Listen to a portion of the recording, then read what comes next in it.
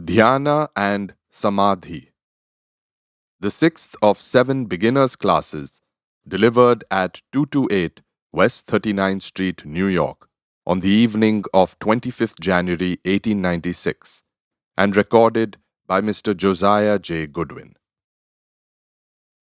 We have taken a cursory view of the different steps in Raja Yoga, except the finer ones, the training in concentration, which is the goal to which Raja Yoga will lead us.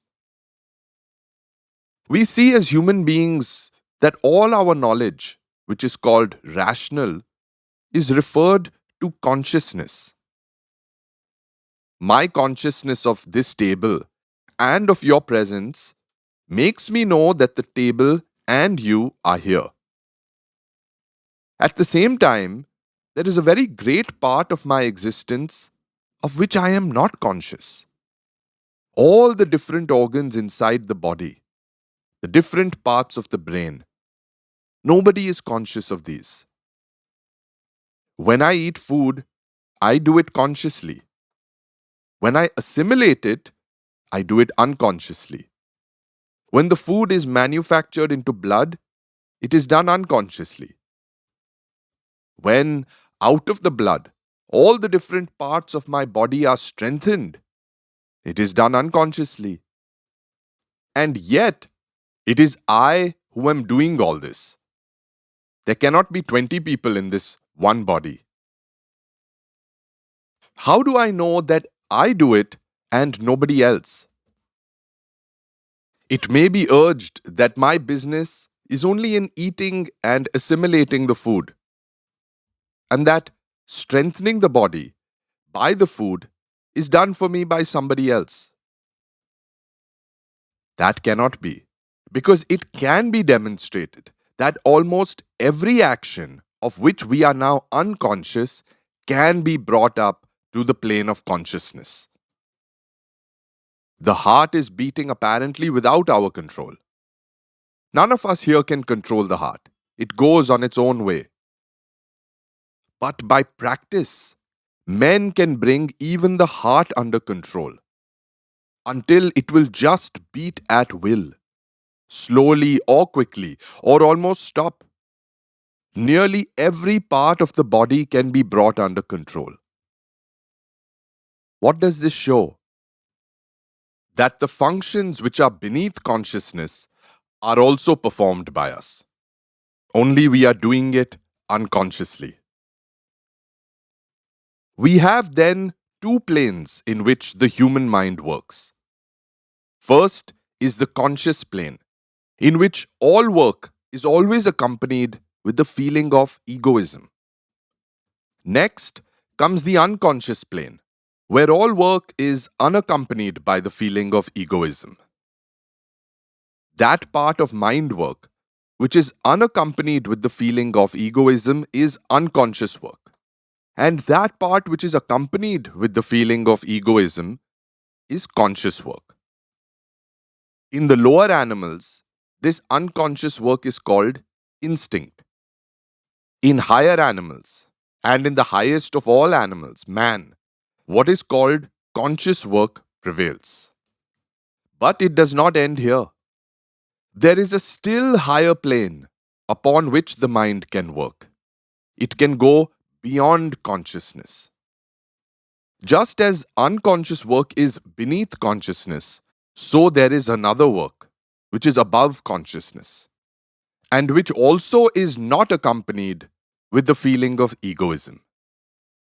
The feeling of egoism is only on the middle plane.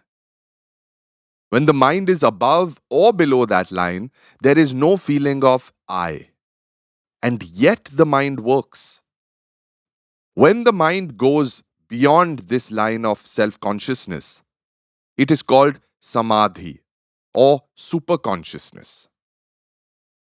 How do we know that a man in Samadhi has not gone below consciousness, has not degenerated instead of going higher? In both cases, the works are unaccompanied with egoism. The answer is by the effects. By the results of the work, we know that which is below and that which is above. When a man goes into deep sleep, he enters a plane beneath consciousness. He works the body all the time. He breathes. He moves the body, perhaps in his sleep, without any accompanying feeling of ego. He is unconscious. And when he returns from his sleep, he is the same man who went into it. The sum total of the knowledge which he had before he went into sleep remains the same. It does not increase at all. No enlightenment comes. But when a man goes into Samadhi, if he goes into it a fool, he comes out a sage. What makes the difference? From one state, a man comes out the very same man that he went in, and from another state, the man comes out enlightened, a sage, a prophet, a saint. His whole character changed, his life changed, illumined. These are the two effects. Now, the effects being different, the causes must be different. As this illumination with which a man comes back from Samadhi is much higher than can be got from unconsciousness, or much higher than can be got by reasoning in a conscious state, it must therefore be superconsciousness. And Samadhi is called the superconscious state. This, in short, is the idea of Samadhi. What is its application? The application is here. The field of reason or of the conscious workings of the mind is narrow and limited. There is a little circle within which human reason must move. It cannot go beyond. Every attempt to go beyond is impossible. Yet it is beyond this circle of reason that there lies all that humanity holds most dear. All these questions, whether there is an immortal soul, whether there is a God, whether there is any supreme intelligence guiding this universe or not, are beyond the field of reason. Reason can never answer these questions. What does reason say? It says, I am agnostic. I do not know either yea or nay. Yet these questions are so important to us. Without a proper answer to them, human life will be purposeless. All our ethical theories, all our moral attitudes, all that is good and great in human nature have been molded upon answers that have come from beyond the circle. It is very important, therefore, that we should have answers to these questions. If life is only a short play, if the universe is only a fortuitous combination of atoms, then why should I do good to another? Why should there be mercy, justice, or fellow feeling? The best thing for this world would be to make hay while the sun shines, each man for himself. If there is no hope, why should I love my brother and not cut his throat? If there is nothing beyond, if there is no freedom, but only rigorous, dead laws, I should only try to make myself happy here. You will find people saying nowadays that they have utilitarian grounds as the basis of morality. What is this basis? Procuring the greatest amount of happiness to the greatest number. Why should I do this? Why should I not produce the greatest unhappiness to the greatest number if that serves my purpose? How will utilitarians answer this question? How do you know what is right or what is wrong? I am impelled by my desire for happiness, and I fulfill it, and it is in my nature. I know nothing beyond. I have these desires and must fulfill them. Why should you complain? Whence come all these truths about human life, about mortality, about the immortal soul, about God, about love and sympathy, about being good, and above all, about being unselfish? all ethics, all human action, and all human thought hang upon this one idea of unselfishness. The whole idea of human life can be put into that one word, unselfishness. Why should we be unselfish? Where is the necessity, the force, the power of my being unselfish? You call yourself a rational man, a utilitarian. But if you do not show me a reason for utility, I say you are irrational. Show me the reason why I should not be selfish. To ask one to be unselfish may be good as poetry, but poetry is not reason. Show me a reason. Why shall I be unselfish? And why be good? Because Mr. and Mrs. So and so say so does not weigh with me. Where is the utility of my being unselfish? My utility is to be selfish if utility means the greatest amount of happiness. What is the answer? The utilitarian can never give it. The answer is that this world is only one drop in an infinite ocean, one link in an infinite chain. Where did those that preached unselfishness and taught it to the human race get this idea? We know it is not instinctive. The animals which have instinct do not know it. Neither is it reason. Reason does not know anything about these ideas. Whence then did they come? We find in studying history one fact held in common by all the great teachers of religion the world ever had. They all claim to have got their truths from beyond. Only many of them did not know where they got them from. For instance, one would say that an angel came down in the form of a human being with wings and said to him, "Here, O man, this is the message." Another says that a deva, a bright being, appeared to him. A third says he dreamed that his ancestor came and told him certain things. He did not know anything beyond that. But this is common, that all claim that this knowledge has come to them from beyond, not through their reasoning power. What does the science of yoga teach? It teaches that they were right in claiming that all this knowledge came to them from beyond reasoning, but that it came from within themselves. The yogin teaches that the mind itself has a higher state of existence beyond reason, a superconscious state. And when the mind gets to that higher state, then this knowledge beyond reasoning comes to man.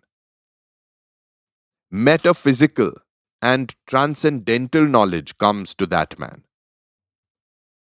This state of going beyond reason, transcending ordinary human nature, may sometimes come by chance to a man who does not understand its science.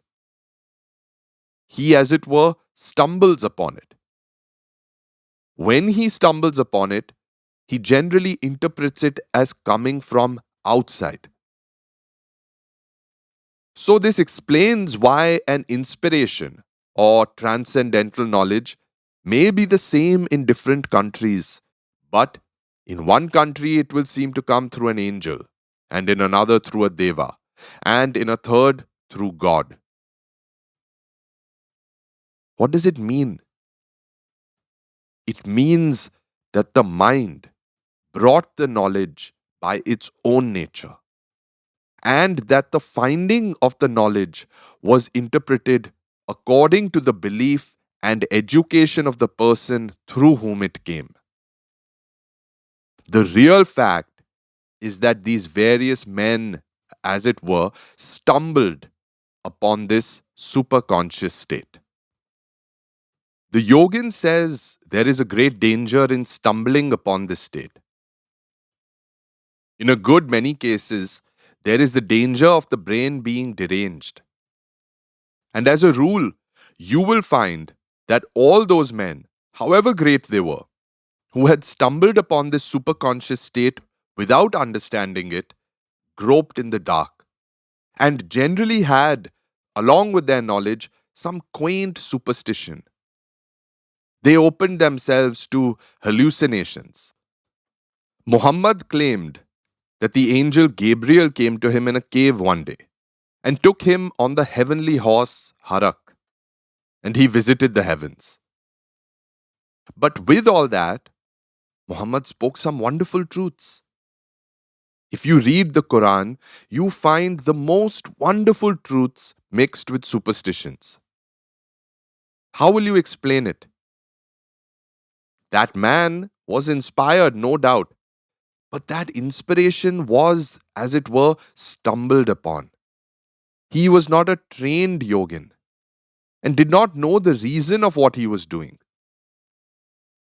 Think of the good Muhammad did to the world, and think of the great evil that has been done through his fanaticism.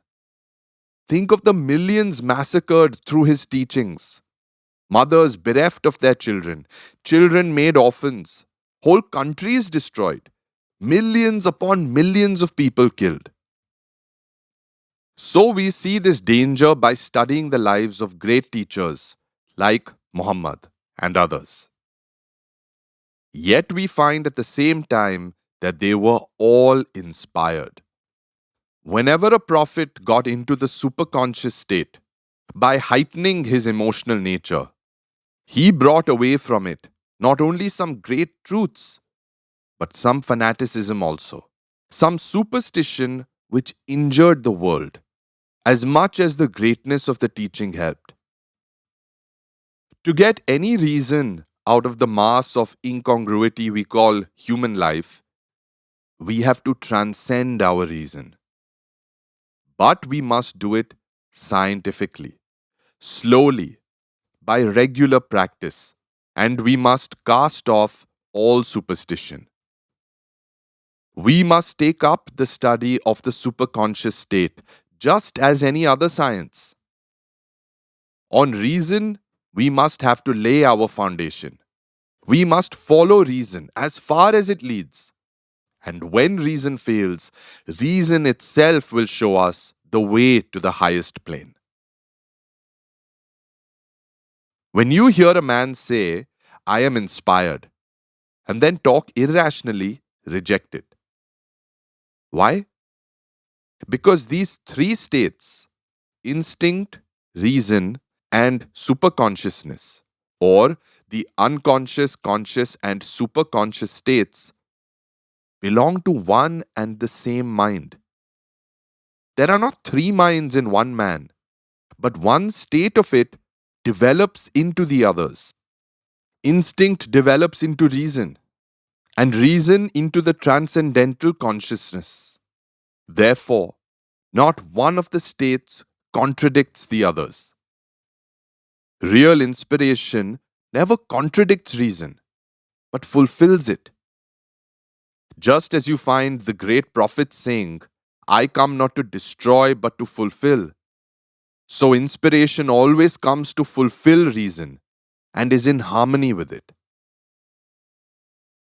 All the different steps in yoga are intended to bring us scientifically to the superconscious state or Samadhi.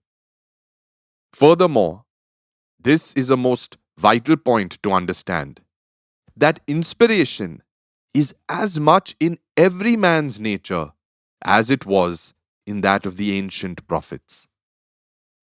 These prophets were not unique. They were men as you or I. They were great yogins.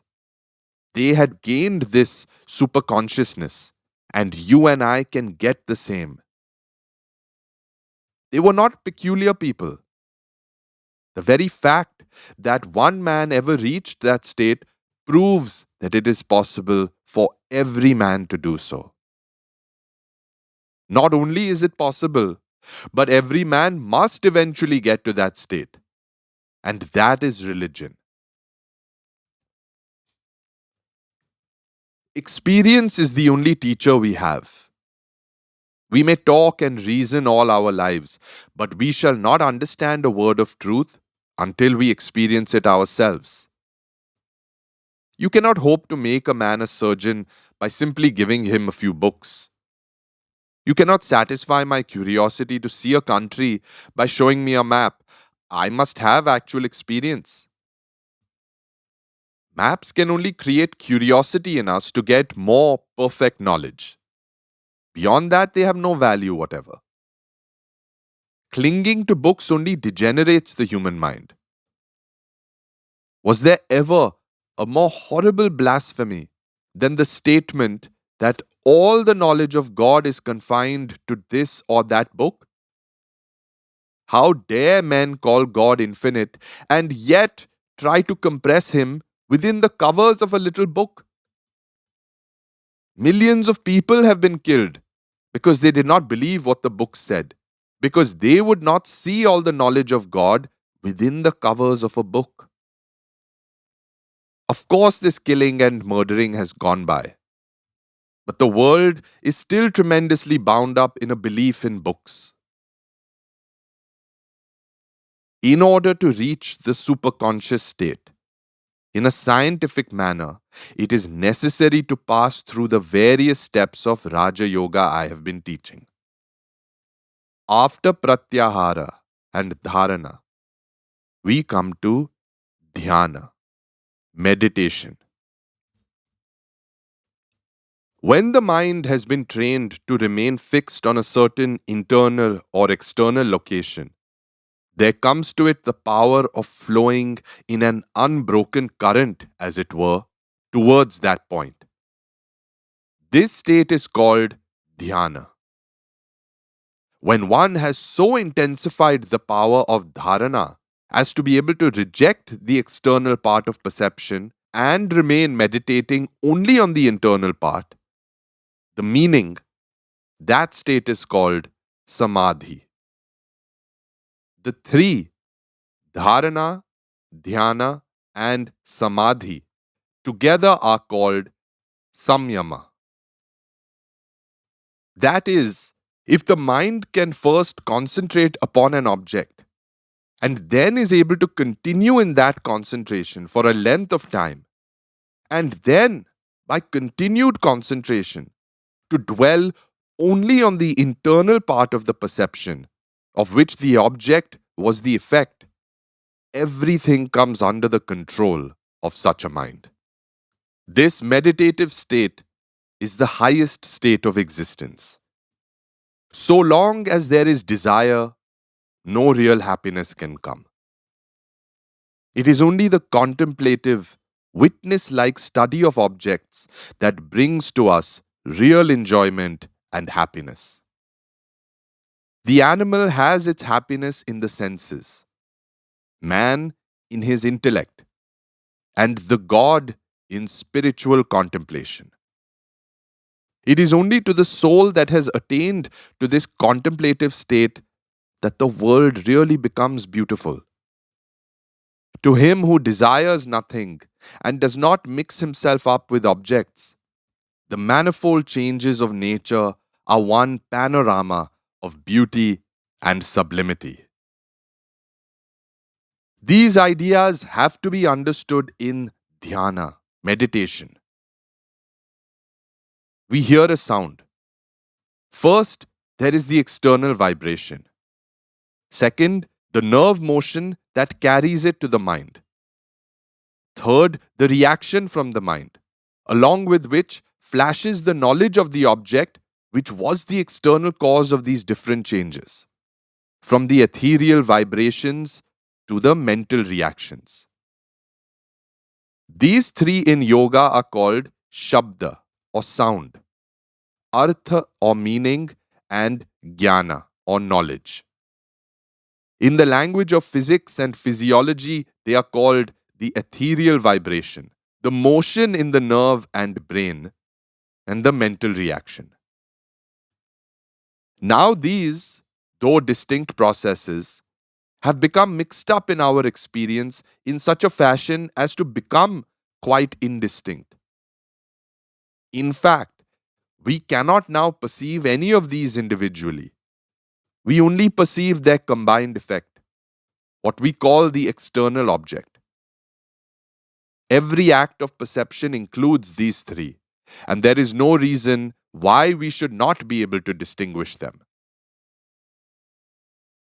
When, by the previous preparations, it becomes strong and controlled and has the power of finer perception, the mind should be employed in meditation. This meditation must begin with gross objects and slowly rise to finer and finer until it becomes objectless. The mind should first be employed in perceiving the external causes of sensations, then the internal motions, and then its own reaction. When it has succeeded in perceiving the external causes of sensations by themselves, the mind will acquire the power of perceiving all fine material existences, all fine bodies and forms. When it can succeed in perceiving the motions inside by themselves, it will gain the control of all mental waves in itself or in others, even before they have translated themselves into physical energy. And when he will be able to perceive the mental reaction by itself, the yogin will acquire the knowledge of everything, as every sensible object and every thought is the result of this reaction. Then will he have seen the very foundations of his mind, and it will be under his perfect control. Different powers will come to the yogin, and if he yields to the temptations of any one of these, the road to his further progress will be barred. Such is the evil of running after enjoyments. But if he is strong enough to reject even these miraculous powers, he will attain to the goal of yoga, the complete suppression of the waves in the ocean of the mind. Then the glory of the soul, undisturbed by the distractions of the mind or motions of the body, will shine in its full effulgence. And the yogin will find himself as he is and as he always was, the essence of knowledge, the immortal, the all-pervading. Samadhi is the property of every human being, nay, every animal. From the lowest animal to the highest angel, sometime or other, each one will have to come to that state. And then alone will real religion begin for him. Until then, we only struggle towards that stage. There is no difference now between us and those who have no religion, because we have no experience. What is concentration good for, save to bring us to this experience? Each one of the steps to attain Samadhi has been reasoned out, properly adjusted, scientifically organized, and, when faithfully practiced, will surely lead us to the desired end. Then will all sorrows cease, all miseries vanish, the seeds of action will be burnt, and the soul will be free forever. If you have enjoyed listening to these podcasts from Vedanta Works, please consider making a donation to our Vedanta Works podcast project GoFundMe campaign. Just open GoFundMe.com on your browser and search for Vedanta Works Podcast Project.